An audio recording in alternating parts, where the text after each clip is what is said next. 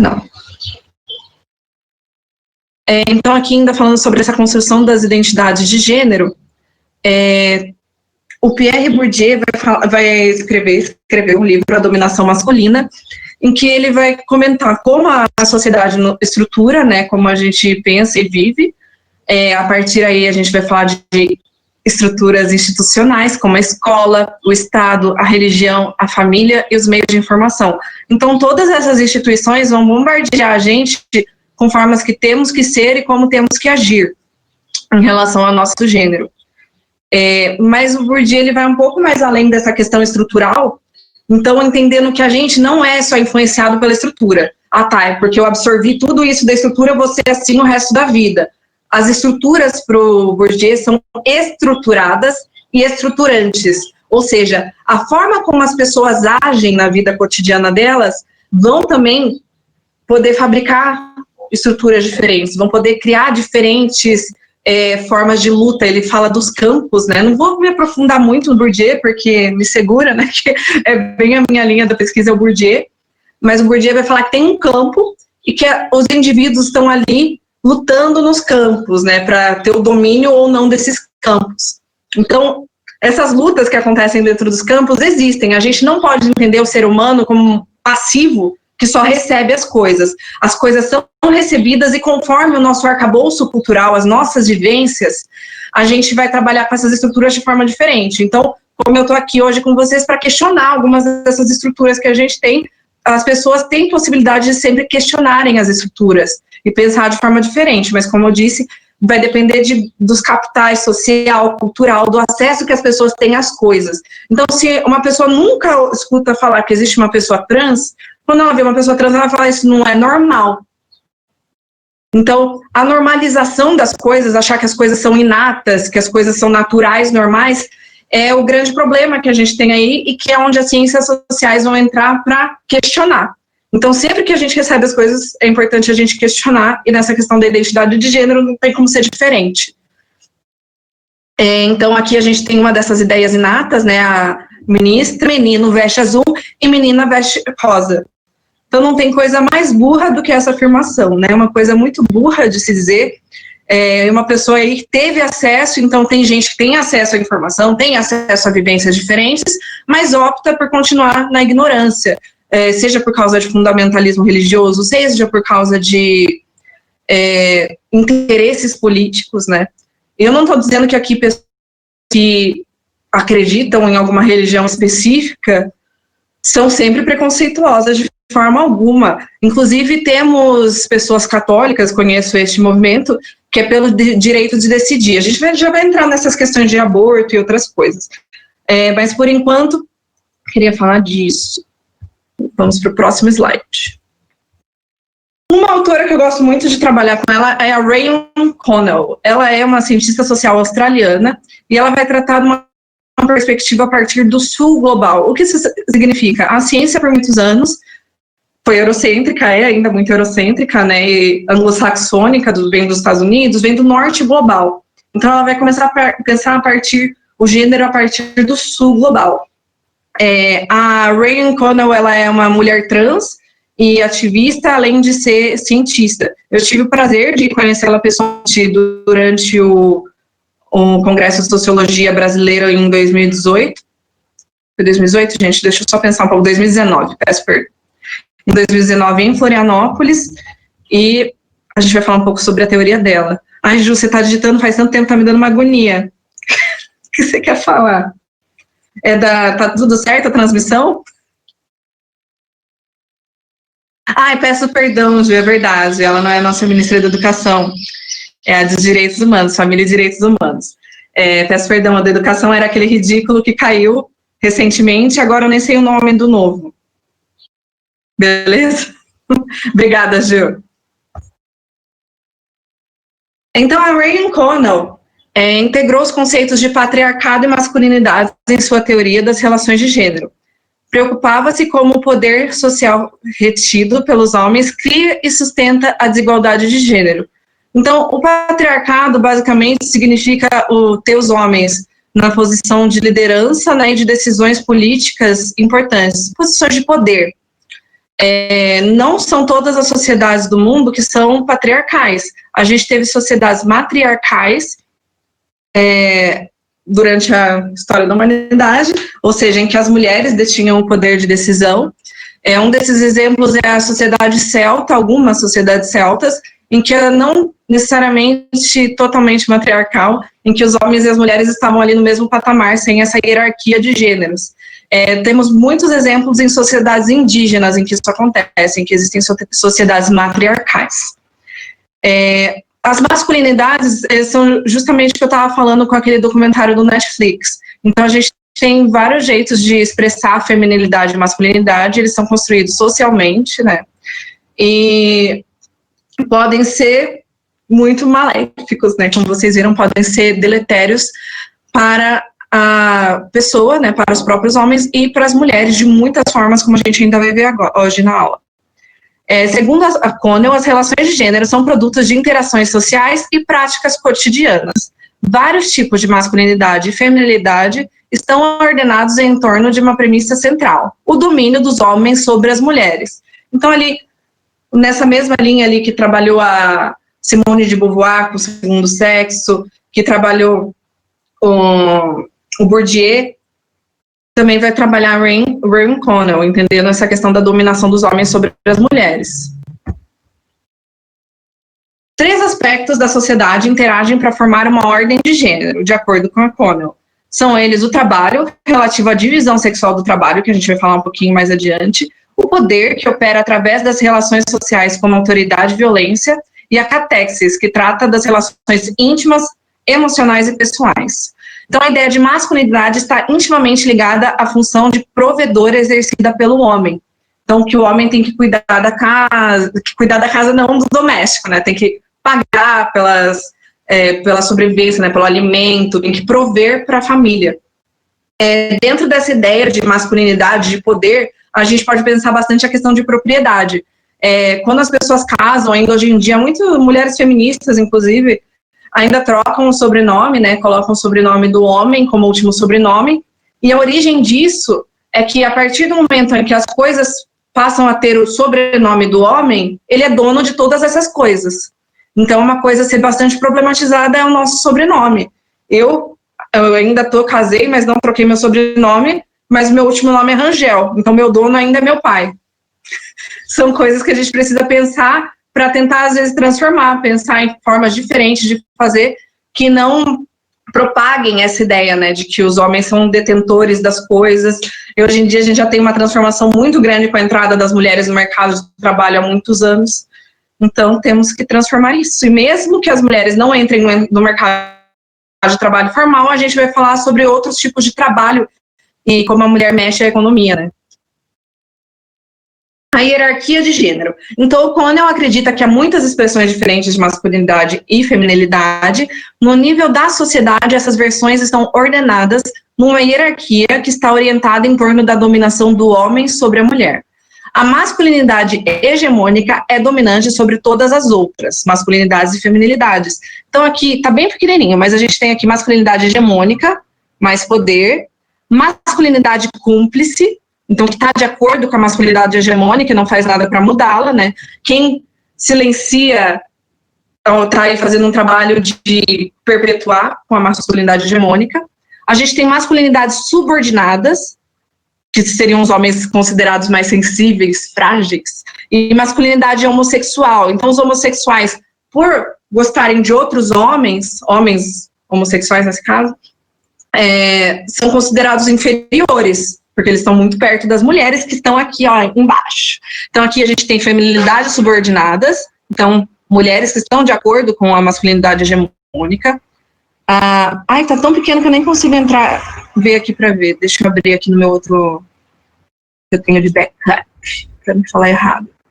A feminilidade enfática e a feminilidade resistente, que a gente vai falar bastante sobre esta. Aqui a gente tem o Rambo, né, um dos ícones, símbolos de masculinidade hegemônica, né, tudo que tem um homenzarrão a oferecer, bombadão, violento, que cuida da família dele. Eu assisti o Rambo 5, não recomendo, gente, meu marido quis ver esse negócio. que daí ele sempre tá cuidando da família dele e salvando a mulher que é a frágil, né? Ele salva essa mulher que é frágil. Nesse caso desse filme, acho que é a sobrinha, uma coisa assim, uma menina que ele tem que salvar. Exatamente, Sochi, então aqui uma representação imagética, simbólica, né? Pausão que ele está segurando, né? Um grande pênis. Então, temos várias dessas imagens que perpetuam essa ideia de que o homem salva. Até no próprio Mario, o joguinho Mario do videogame. Ele vai lá para salvar a princesa. A princesa é uma indefesa que sempre é captada pelo Bowser. Então, não é bem por aí, né? Então, todas essas coisas, eu tô falando, parece brincadeira, mas essas são coisas pequenas que vão perpetuar essa ideia, né? Como foi colocado ali, as feminilidades e masculinidades são construídas não só a partir das estruturas, mas nas nossas práticas cotidianas. Então, tudo que a gente vê e consome também está ligado a isso. É importante a gente assistir filmes com uma crítica. É horrível, né? Quando você cria consciência, nada presta mais, mas é verdade, a gente tem que mudar a forma como essas mensagens são passadas e a representatividade de homens e mulheres é passada. Vamos falar um pouco, então, sobre o machismo. Dados do machismo no Brasil, o rendimento mensal das mulheres, então agora a gente vai entrar um pouco mais do que tem a ver com o nosso curso. Estava falando um pouco de alguns básicos para a gente entender como que se constrói as diferenças, né, das identidades de gênero. E agora vamos entrar um pouco mais na questão do trabalho, porque se a gente quer construir uma coisa diferente dentro do trabalho, dentro de casa, como que a gente pode fazer? Machismo no Brasil. O rendimento mensal das mulheres é 27,1% menor do que o dos homens, de acordo com o IBGE. A taxa de desemprego para as mulheres é 36,5% maior do que para os homens, de acordo com o IBGE também. 45% dos 180 casos analisados por uma pesquisa de mulheres mortas ocorrem em situação de violência doméstica e familiar, de acordo com o Ministério da Justiça. De 1980 e 2010, foram assassinadas no país mais de 92 mil mulheres. Então, esses dados são importantes porque com dados a gente consegue entrar mais na política e combater um pouco mais essas coisas. Sem dados, eles falam que é ideologia, a gente vai falar sobre ideologia de gênero, mas a gente precisa dos dados para questionar e tentar avançar nas nossas políticas, né, de gênero, de inclusão no mercado de trabalho, de igualdade salarial, de licença maternidade e licença paternidade. Então, todos esses temas que perpassam a nossa discussão, que vão fazer diferença quando a gente vai falar de economia solidária, de como construir empreendedorismo feminino. Então, essas questões são muito importantes. Já vamos falar do cuidado também. De acordo com a Connell, a gente está passando por uma crise das relações de gênero. E quando eu digo crise, não necessariamente é uma coisa negativa, pode ser uma coisa, nesse caso, eu entendo como positiva. Crise de institucionalização. O homem vem perdendo força nas instituições que sustentaram seu poder, a família e o Estado. Esse é um ponto discutível, né? Porque às vezes a gente pode perceber que enquanto damos alguns passos à frente, alguma coisa acontece politicamente, damos centenas de passos atrás. Então, todos os direitos que a gente vem conquistando ao longo dos anos não são garantidos. A gente precisa estar constantemente lutando contra essa forma de construção da sociedade machista e patriarcal. Uma crise na sexualidade, a heterossexualidade hegemônica é menos dominante do que antes. Isso não temos como negar. Na minha época, quando eu estava na escola, não conhecia adolescentes gays, ou se tinha, a pessoa escondia o máximo possível, saía do armário, que é uma expressão péssima, inclusive. A pessoa falava que era gay, né, para a sociedade, só, ou lésbica, ou bi, só bem depois, quando já estava fora da casa dos pais ou tal. Isso ainda acontece muito, né, não podemos negar, mas vem cada vez mais acontecendo um movimento de entendimento do que são as pessoas LGBTQIA+. Um desses exemplos é o tamanho, né, da nossa parada gay em São Paulo, parada LGBTQIA+, né, eles já estão alterando o nome já faz uns anos, mas é mais conhecida como parada gay, que junta milhares de pessoas todos os anos. Esse ano não, né, com o Covid-19, infelizmente, mas é importante para a visibilidade dessas pessoas, né? E se entender como uma pessoa com uma orientação sexual diferente da hétero, ainda é uma luta muito grande. A gente sabe que tem muitas pessoas que ainda são assassinadas por dizerem que são gays ou lésbicas ou bis. Então, há um avanço, mas ao mesmo tempo tensa que acontece nesse sentido. Temos nossos limites aí. Crise da formação de interesse. Novos fundamentos em prol dos interesses sociais contradizem a ordem de gênero existente. Então, movimentos sociais que estão aí para questionar a ordem de gênero imposta fazem muita diferença na sociedade. A gente vai falar sobre os feminismos hoje, mais profundamente, mas também temos aí os movimentos LGBTQI+, o movimento das pessoas... acho que é isso, LGBTQI+, e de feminismos, diferentes tipos de feminismos. Então, primeiramente, vamos falar do feminismo branco. O feminismo branco, então, teve a sua primeira onda no final do século XIX, com a luta por direitos iguais, de educação, propriedade, divórcio, entre outros. Então, a gente está falando uma época que as mulheres nem sequer tinham o direito à educação, sequer tinham direito ao voto.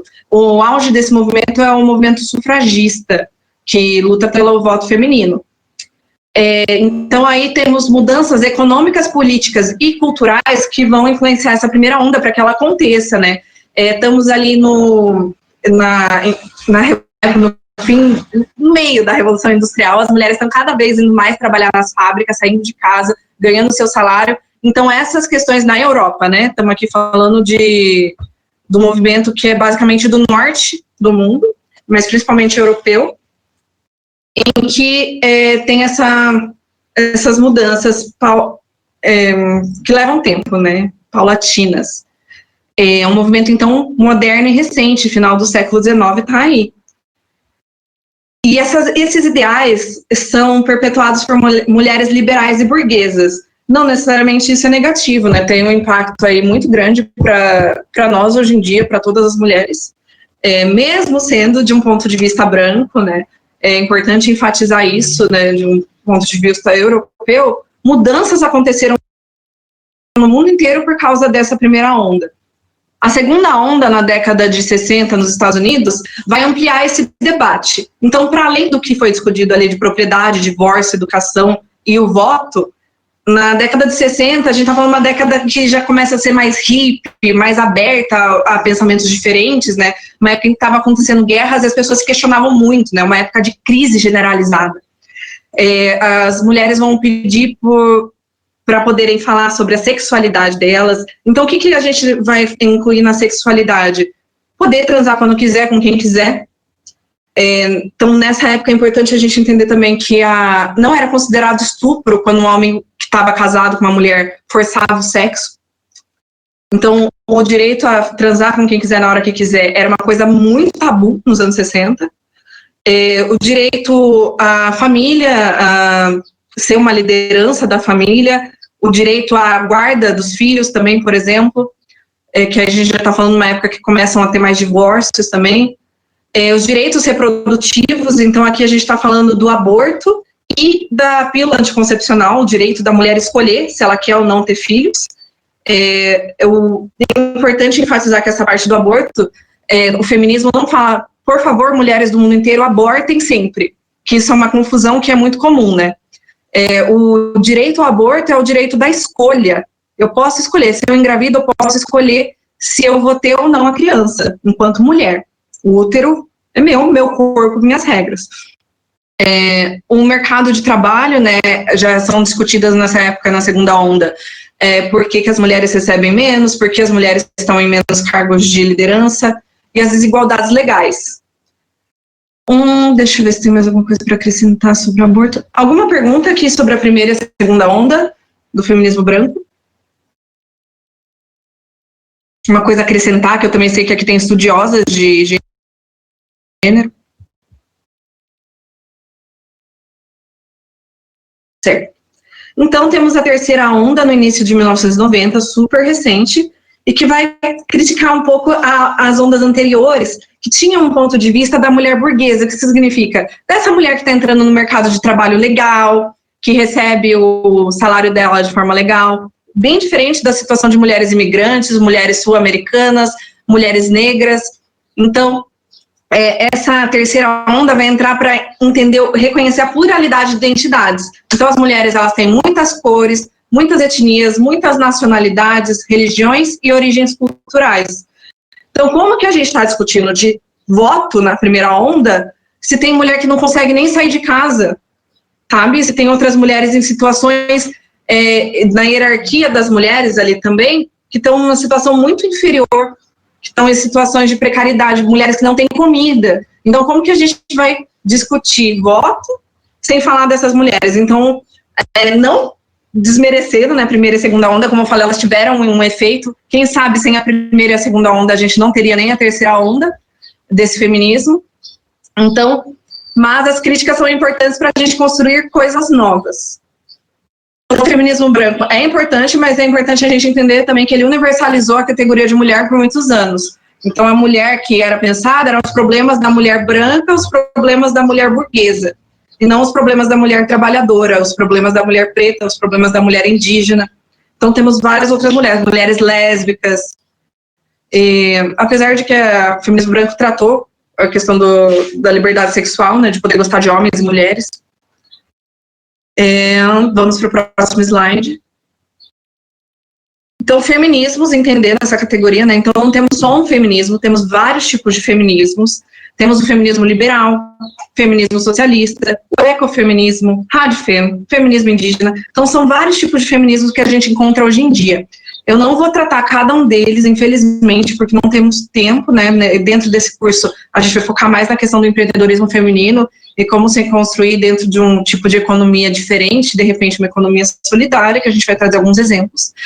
Mas é importante que vocês saibam, né, que existem esses vários tipos de feminismo. O feminismo socialista com o qual eu me identifico, por exemplo, entende que a forma como a hierarquia de gênero acontece favorece o capitalismo. Então, não só todas as outras questões de luta por direitos das mulheres, mas tem uma coisa aí que diferencia esse feminismo do qual eu faço parte. E temos outros tipos de feminismo, se vocês se interessarem, é bom pesquisar. Eles são muito mais complexos que isso, infelizmente eu estou passando bem rápido por aqui. Então, hoje em dia, a gente vai ter esse discurso cada vez mais amplo de meu corpo, minhas regras. Eu sou professora de inglês também, então, felizmente, eu vejo bastante das minhas alunas com muito mais informação do que eu tinha na época delas. Questões. A gente vai falar bastante também sobre o direito de escolha. Aqui eu trouxe duas imagens para a gente problematizar um pouco. Então, na primeira imagem, a gente tem uma mulher com pelos na axila. E na outra imagem, a gente tem uma mulher que é crente, acredita.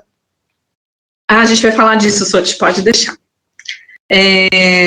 Então, a gente tem essa crença burra, ignorante, que circula de que mulheres feministas têm pelos na axila. Os movimentos feministas lutam pelos direitos de todas as mulheres e direitos de escolha de todas as mulheres. Isso significa que se eu tenho pelos, eu tenho, né? Todas temos, é uma coisa normal. Então, eu tendo pelos na axila, eu escolho se eu quero depilar os meus pelos ou não quero depilar os meus pelos. Tendo direito ao aborto, eu escolho se eu quero abortar ou se eu não quero abortar. Então, é importante entender que todos esses feminismos vão estar pensando nessa direção, do direito de escolha, que a gente tem poder sobre as nossas escolhas e que a gente tem direitos humanos fundamentais, que são favorecidos aos homens e negados às mulheres. Então, a mulher tem o direito de ser feminista e crente? Tem! Isso é muito importante. E a gente precisa ter essa clareza. As escolhas das mulheres são livres dentro dos pensamentos feministas. Agora, eu vou fazer uma introdução aqui para a gente falar de um outro tipo de feminismo, que esse eu achei muito importante a gente focar, porque a gente tem mais de 50% da população brasileira que é negra, então se eu falar só de feminismo branco, não faz muito sentido para a gente.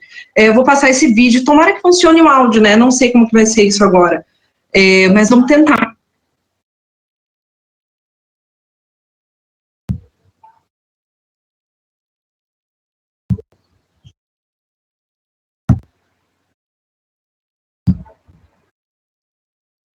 Essa é a Maya Angelou e esse é um poema dela, Still I Rise.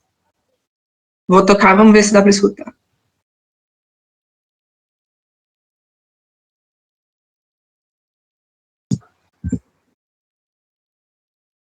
Tá funcionando o áudio?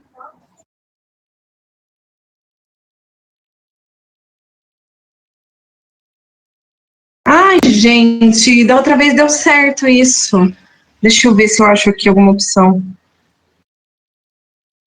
Aqui achei compartilhar um vídeo externo. Deixa eu ver se isso funciona.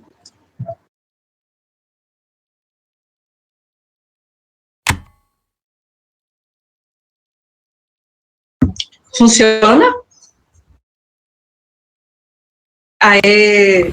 Everyone in the world has gone to bed one night or another with fear or pain or loss or disappointment. And yet each of us has awakened and risen. Como eu tô passando com a legenda. Será que se vocês clicarem aqui no quadro, vocês conseguem clicar no quadradinho que tem ali? Porque o meu tá clicado.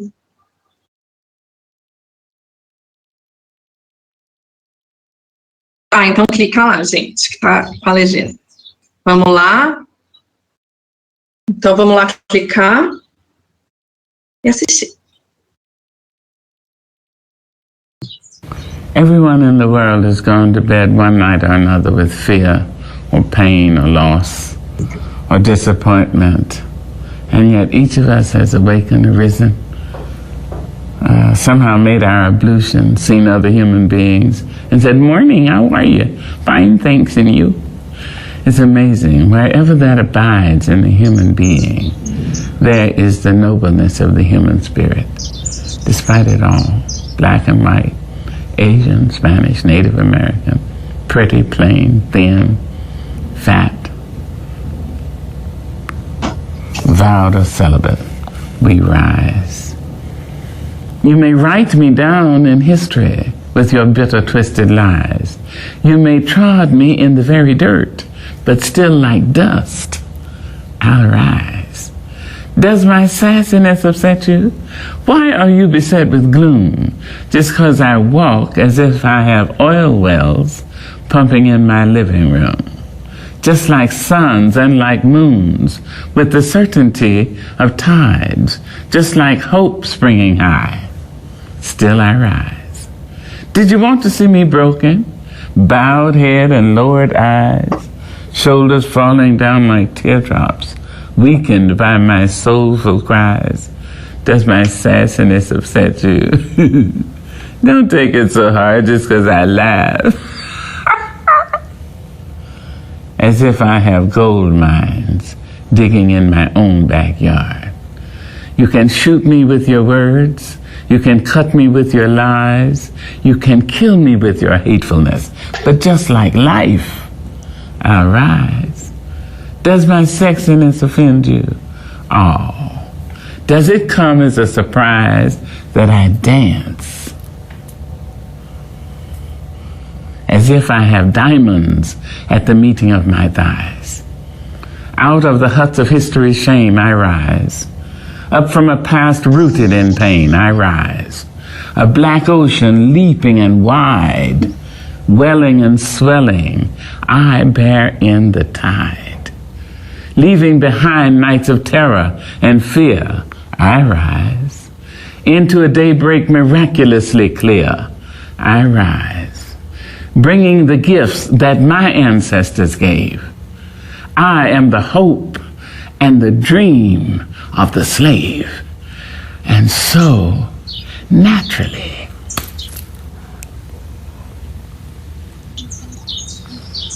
there I go rising. Ai, gente, eu fico emocionada toda vez. É linda, né, Pamela? Concordo. Ai, gente, dá arrepio. Então, aqui a gente está falando, quando a gente fala de feminismos, é importante a gente falar que as mulheres lutaram muito, muitas mulheres morreram lutando, então não é uma coisa que vem naturalmente, não é... A gente hoje leva tão levianamente, né, essas questões de... até fazem piada, que é feminista, não sei o quê, mas é um movimento que vem ao longo dos anos, de formas variadas, de mulheres fortes que lutaram para a gente poder estar aqui conversando hoje, só entre mulheres nesse chat online aqui. Então, fico sem palavras, deixa eu voltar a apresentar. Ah, que bom, Pamela. Eu acho que é essencial. Compartilhando sua tela, deixa eu cancelar. Minimizo o vídeo. Ai. Né? É emocionante a gente fazer parte disso, né? Continuamos, é verdade, continuamos lutando e morrendo. que a gente vê as pessoas hoje em dia falando, né, muitas mulheres falando, não sou feminista, eu sou feminina, o que mostra a ignorância, né, de como o movimento feminista beneficiou essas mulheres para que elas possam estar falando isso, para que elas possam ter uma opinião hoje em dia. Então a gente se levanta contra essa opressão. Então, falando um pouco mais, deixa eu carregar, aí, carregou. Então, falando um pouco do feminismo negro, a gente também falamos em feminismos negros, é importante a gente colocar essa questão de que o movimento eugênico considerava as pessoas pretas, negras, como pessoas inferiores, e foram feitas muitas pesquisas para encontrar na genética uma razão para essa inferioridade. A gente também tem alguns exemplos dessa colocada numa pessoas negras nas religiões, né, em muitas bíblias, etc. Muitas bíblias. Eu conheço mais a Bíblia católica, porque eu fui criada católica, e colocando as pessoas negras como pessoas sem alma. Então, a gente tem que entender de onde parte essa diferenciação de feminismos, que parte da diferenciação social entre as pessoas, que foi criada e construída culturalmente. Então, a Angela Davis vai falar que a mulher é o outro do homem. E no feminismo negro, a Maya vai falar que a mulher é o outro do outro, a mulher negra. Então, ela está em outra categoria diferente, com posições diferentes, né, na sociedade, status social diferente. E a Djamila Ribeiro, né, Angela Davis vai trazer essa perspectiva importantíssima de raça e classe que tanto faltava ao feminismo branco, apesar